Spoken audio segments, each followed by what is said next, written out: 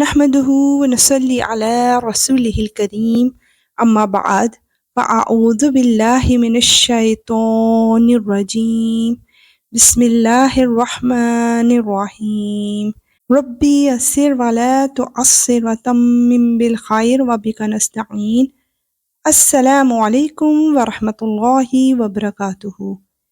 آج الحمدللہ ہماری نیو سورہ سٹارٹ ہو رہی ہے، سورہ حامیم سجدہ۔ ٹرانسلیشن سے پہلے اس سورہ کا تھوڑا سا تعارف۔ سورہ حامیم سجدہ مکی ہے، ہجرت سے پہلے اس کا نزول ہوا۔ قرآن پاک کی ترتیب کے اعتبار سے اس کا نمبر 41 ہے اور نزول کے اعتبار سے اس کا نمبر 61 ہے۔ اس میں 54 آیات اور 6 رکوع ہیں۔ اس سورہ کی پہلی 5 آیات میں قرآن حکیم کی عظمت اور مشرکین مکہ کی ہٹ دھرمی کو بیان کیا جا رہا ہے۔ حامیم حروف مقطعات ہیں۔ یہ کلام اس ذات کی طرف سے نازل کیا جا رہا ہے جو سب پر مہربان ہے، بہت مہربان ہے۔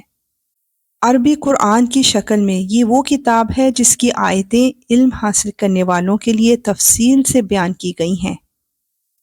یہ قرآن خوشخبری دینے والا بھی ہے اور خبردار کرنے والا بھی۔ پھر بھی ان میں سے کچھ لوگوں نے منہ موڑ رکھا ہے، جس کے نتیجے میں وہ سنتے نہیں ہیں، اور پیغمبر صلی اللہ علیہ وآلہ وسلم سے کہتے ہیں کہ جس چیز کی طرف تم ہمیں بلا رہے ہو اس کے لیے ہمارے دل غلاف میں لپٹے ہوئے ہیں، ہمارے کان بہرے ہیں اور ہمارے اور تمہارے درمیان ایک پردہ حائل ہے، لہٰذا تم اپنا کام کرتے رہو، ہم اپنا کام کر رہے ہیں۔ استغفر اللہ۔ آیت 6-8 میں قرآن حکیم کی دعوت کو بیان کیا جا رہا ہے۔ اے پیغمبر، کہہ دو کہ میں تو تم ہی جیسا ایک انسان ہوں، البتہ مجھ پر یہ وحی نازل ہوتی ہے کہ تمہارا خدا بس ایک ہی خدا ہے، لہٰذا تم اپنا رخ سیدھا اسی کی طرف رکھو اور اسی سے مغفرت مانگو، اور بڑی تباہی ہے ان مشرکوں کے لیے جو زکوٰۃ ادا نہیں کرتے، اور ان کا حال یہ ہے کہ آخرت کے وہ بالکل ہی منکر ہیں۔ البتہ جو لوگ ایمان لے آئے ہیں اور انہوں نے نیک عمل کیے ہیں، ان کے لیے بے شک ایسا اجر ہے جس کا سلسلہ کبھی ٹوٹنے والا نہیں۔ سبحان اللہ۔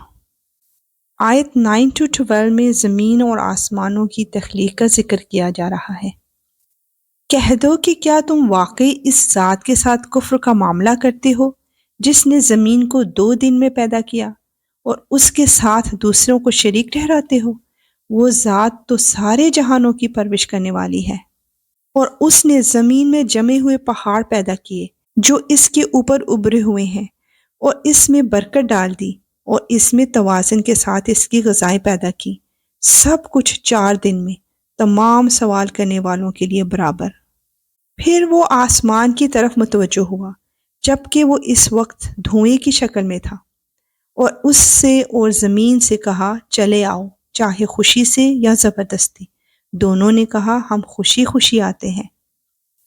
چنانچہ اس نے 2 دن میں اپنے فیصلے کے تحت ان کے 7 آسمان بنائے، اور ہر آسمان میں اس کے مناسب حکم بھیج دیا، اور ہم نے اس قریب والے آسمان کو چراغوں سے سجایا اور اسے خوب محفوظ کر دیا۔ یہ اس ذات کی نپی تلی منصوبہ بندی ہے جس کا اقتدار بھی کامل ہے، جس کا علم بھی کامل۔ سبحان اللہ، اللہ اکبر۔ آیت 13-18 میں قرآن کی دعوت جھٹلانے والوں کا انجام بتایا جا رہا ہے۔ پھر بھی اگر یہ لوگ منہ موڑیں تو کہہ دو کہ میں نے تمہیں اس کڑکے سے خبردار کر دیا ہے جیسا کڑکا عاد اور سمود پر نازل ہوا تھا۔ یہ اس وقت کی بات ہے جب ان کے پاس پیغمبر کبھی ان کے آگے سے اور کبھی ان کے پیچھے سے یہ پیغام لے کر آئے کہ اللہ کے سوا کسی چیز کی عبادت نہ کرو۔ انہوں نے کہا کہ اگر ہمارا پروردگار چاہتا تو فرشتے بھیجتا، لہٰذا جس بات کے ساتھ تمہیں بھیجا گیا ہے ہم اس کو ماننے سے انکار کرتے ہیں۔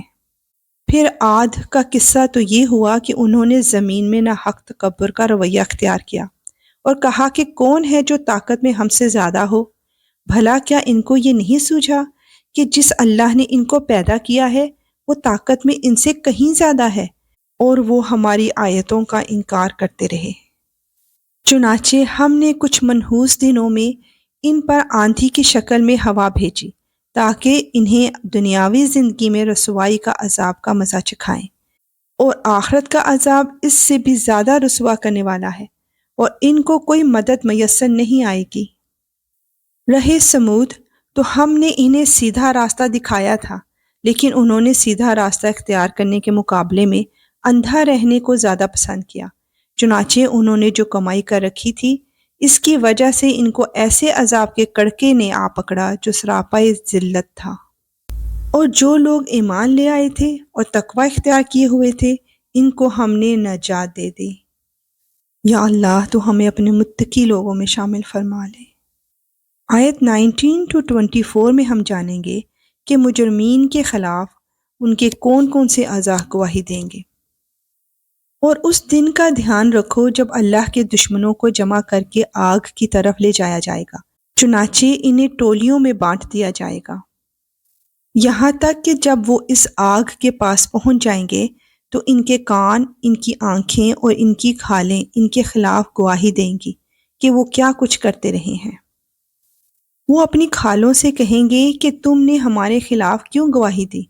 وہ کہیں گی کہ ہمیں اسی ذات نے بولنے کی طاقت دے دی ہے جس نے ہر چیز کو گویائی عطا فرمائی، اور وہی ہے جس نے تمہیں پہلی بار پیدا کیا تھا، اور اسی کی طرف تمہیں واپس لے جایا جا رہا ہے۔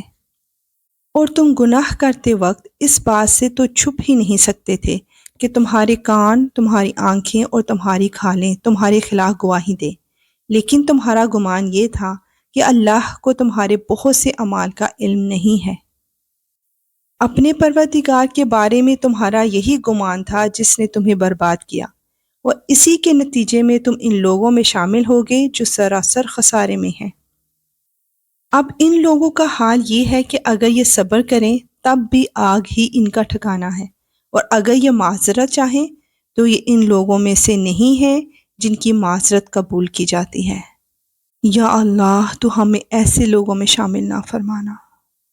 آیت 25 میں برے لوگوں سے دوستی کا انجام بتایا جا رہا ہے، اور ہم نے دنیا میں ان پر کچھ ساتھی مسلط کر دیے تھے جنہوں نے ان کے آگے پیچھے کے سارے کاموں کو خوشنما بنا دیا تھا۔ چنانچہ جو دوسرے جنات اور انسان ان سے پہلے گزر چکے ہیں، ان کے ساتھ مل کر عذاب کی بات ان پر بھی سچی ہوئی، یقیناً وہ سب خسارہ اٹھانے والوں میں سے ہیں۔ یا اللہ، ہم تیری ہی عبادت کرتے ہیں اور تجھی سے مدد مانگتے ہیں۔ یا اللہ، تو ہمیں ان لوگوں میں شامل فرما جن کو تو نے انعامات سے نوازا، نہ کہ ان لوگوں کو جن پر تیرا غضب نازل ہوا۔ آمین۔ انشاءاللہ ملیں گے نیکسٹ آیات کے ساتھ۔ اب اجازت، وآخر دعوانا ان الحمدللہ رب العالمین۔ سبحانک اللہم وبحمدک، اشہد ان لا الہ الا انت، استغفرک واتوب الیک۔ السلام علیکم۔